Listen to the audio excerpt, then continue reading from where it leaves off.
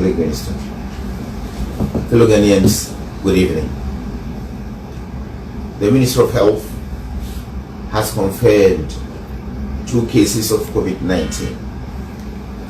The cases were confirmed on the 12th of March, that is today, 2020, and the first cases to be reported in Ghana.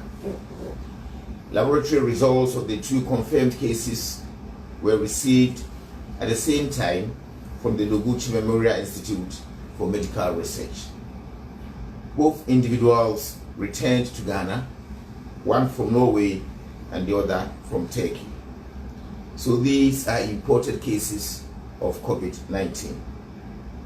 Both patients are currently being kept in isolation and are stable.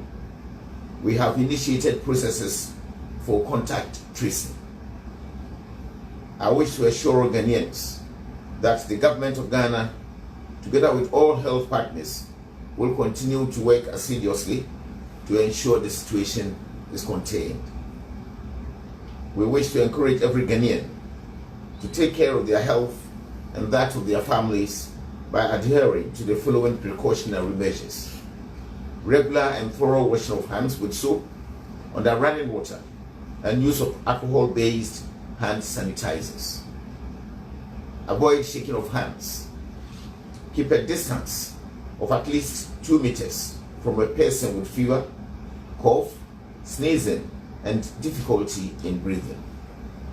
It is advisable to be physically active, drink plenty of water, eat healthy, avoid stress, and have enough sleep.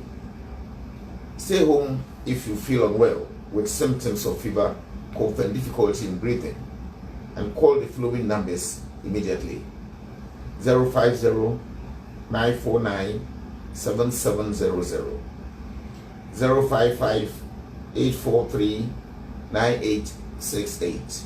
I would like to repeat the numbers: 050-949-7700, 055-843-9868. Thank you. Good evening.